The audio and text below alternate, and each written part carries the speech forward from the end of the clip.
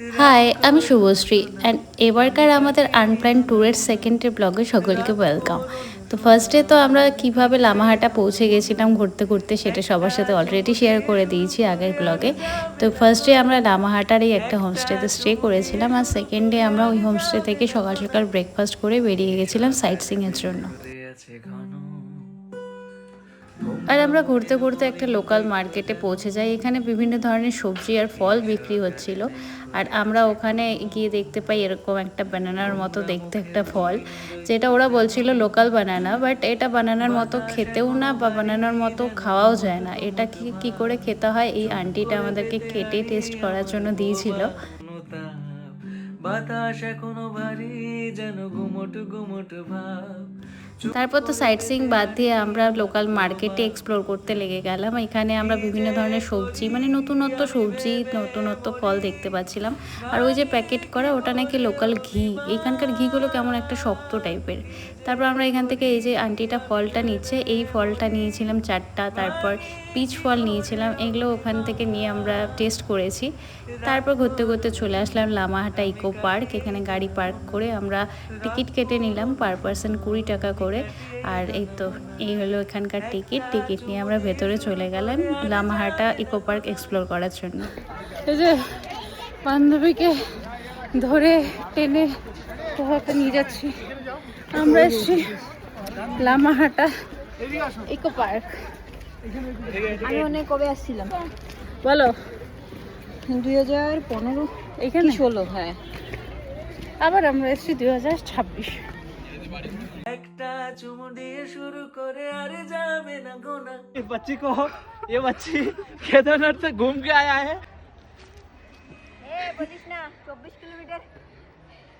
তারপর তো পার্কে আমরা অনেকটা সময় কাটাই আর খুবই মজা করেছিলাম, কারণ উপর অবধি তো আমরা যেতে পারিনি, কারণ বৃষ্টি হয়েছিল, রাস্তা অনেক পিচ্ছিল হয়েছিল, যে স্লিপ কাটছিলাম সবাই এত। তারপর আর উপর অবধি না গিয়ে পেরিয়ে যাই অন্য একটা অফবিটের উদ্দেশ্যে। আর রাস্তায় এই যে দেখো, এটা বেকারি বিস্কুট, ওখানকার লোকাল, খুব ভালো ছিল বিস্কিটটা খেতে, ওটা নিয়ে নিলাম খাওয়ার জন্য। তারপর আমরা ভাবছিলাম কোথায় যাব, আর ঘুরতে ঘুরতে পৌঁছে গেছি পেশকে। আর পেশকে এসে আমরা গুগল দেখে দেখে হোমস্টে খুঁজছিলাম, আর এই হোমস্টেটা একটু ভালো লেগেছিল গুগলে ছবি দেখে, কিন্তু হোমস্টেটায় আমাদের জন্য একটাও রুম অ্যাভেলেবেল ছিল না। আর কি হোমস্টেটা তো সুন্দর ছিল, কিন্তু রুম পাইনি বলে পাশে আরেকটা হোমস্টেতে এসেছিলাম। এখান থেকে মনে হচ্ছিল ভিউটা ভালো হবে, কিন্তু এই হোমস্টেতেও আমরা কিছু রুম পাইনি। তারপরে গোরখালি বলে এই হোমস্টেটায় আমরা এসে পৌঁছাই, আর এখানে দুটো রুম অ্যাভেলেবেল ছিল, কিন্তু যেহেতু আগে লোক ছিল তো রুমটা পরিষ্কার হয়নি বলে আমরা রুমে ঢুকে জাস্ট রুমটা দেখেই ওখানে লাগেজপত্র রেখে আবার একটু ঘুরতে বেরিয়ে গেছিলাম। ঘুরতে বলতে এই গোরখালি হোমস্টেরই আরেকটা, মানে ওই টি ফার্মস্টে টাইপের ছিল, মানে টি গার্ডেনের মাঝখানে একটা ফার্মস্টে। ওই ফার্মস্টেতেও রুম অ্যাভেলেবেল ছিল না, একটাই রুম অ্যাভেলেবেল ছিল, কিন্তু একটা রুম শেয়ার করে থাকাটা আমাদের জন্য পসিবল ছিল না, যার জন্য ওই রুমটা আমরা নিইনি। তো ওখানকার ওনারই বলছিল যাও গিয়ে একটু দেখে আসো। এই হলো ওই টি গার্ডেনটা যেখানকার ফার্মস্টের কথা বলছিলাম। আর এখানকার ওয়েদার সত্যি খুব ভালো লাগছিল। আমরা এখানে এসে অনেকক্ষণ আড্ডা মারি, কারণ ওখানে আমরা বলেছিলাম লাঞ্চ রেডি করতে আর রুমটা ক্লিয়ার করে দিতে, আর গিয়ে দেখি লাঞ্চও রেডি হয়ে গেছে, আর আমরা ফ্রেশ হয়ে লাঞ্চ করতেও চলে এলাম। সেদিন লাঞ্চে ছিল ভাত, ডাল, সবজি, সাথে ছিল চিকেন, আর ছিল পাঁপড় ভাজা।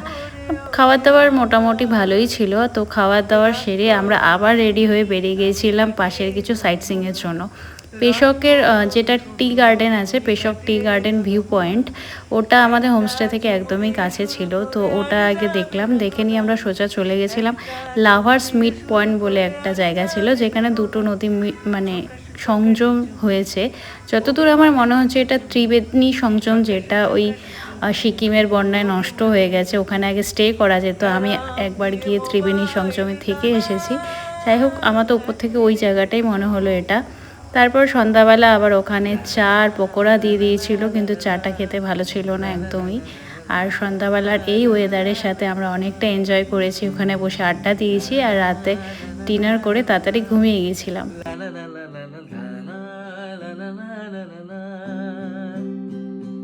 রাগ করো না সোনা, আমি কাটিয়ে দোনা মোনা।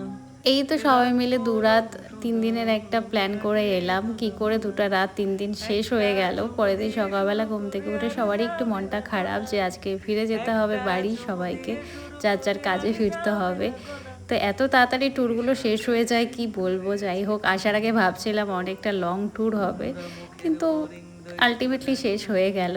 আর সকালবেলা সবাই ফ্রেশ ট্রেশ হয়ে নিলাম। আর সকালবেলা চা দিয়েছিল, ওই চাটাও ভালো ছিল না। আর এইবার ব্রেকফাস্টে ওরা দিয়েছিল হলো আলুর সবজি আর হলো লুচি।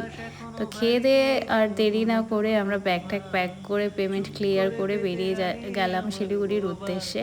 কারণ আমাদেরকে ওদিন আবার কোচবিহারেও ফিরতে হতো, অনেকটা টাইমের ব্যাপার। তো সকাল সকাল আর দেরি না করে আমরা বেরিয়ে গেলাম। তারপর আসার পথে আমরা আবার ওই ত্রিবেণী সঙ্গমের রাস্তাটা ধরে যাচ্ছিলাম, যে এই রাস্তা দিয়ে আমরা ত্রিবেণী সঙ্গমে গেছি, যেটা বন্যায় একদম ভেঙে গেছে। ত্রিবেণী সঙ্গমতে এখন আর রাস্তা দিয়ে যাওয়াই যায় না। ওখানে যে রিভার রাফটিংয়ের ব্যবস্থা আছে, রিভার রাফটিংয়ের দ্বারাই ওই ত্রিবেণী সঙ্গমে নাকি এখন যাওয়া যায়। ভাবা যায় ওই জায়গায় আমরা গিয়ে কত মজা করেছিলাম। আমি, প্রীতি আর 2টো ভাই মিলে আমরা গেছিলাম, সারাটা দিন ওখানে থেকেছি, সারা রাত আমরা এত মজা করেছিলাম। ত্রিবেণী সঙ্গমে আমাদের যাওয়ার আরও প্ল্যান ছিল, যেটা এখন আর যাওয়াই নাকি যায় না। মানে ওই রিভার রাফটিং ছাড়া রাস্তা দিয়ে যাওয়ার কোনো উপায়ই নেই। দেখে সত্যি খুব খারাপ লাগলো। যাই হোক, এই ট্যুর আমাদের এখানেই শেষ। এবার আমরা প্রায় শিলিগুড়ির কাছাকাছি পৌঁছেও গেছি। আর এই হলো আমাদের সেবকের সেই করোনেশন ব্রিজ, যে ব্রিজটা সত্যি খুব সুন্দর। আর এখানে অনেক ট্যুরিস্ট আসে ঘুরতে আর সেবক মন্দিরে পুজো দিতে। তো আজকের ব্লগ এইটুকুই। কেমন লাগলো 2টো ব্লগ তোমাদের? ভালো লাগলে কমেন্টে জানাবে। চেষ্টা করব আরও মানে রেগুলার ব্লগ দেওয়ার, যেটার এখন আর এনার্জি কেন জানি না পাই না। তো দেখা হচ্ছে নেক্সট কোনো ব্লগে খুব তাড়াতাড়ি। ততক্ষণের জন্য টাটা, বাই।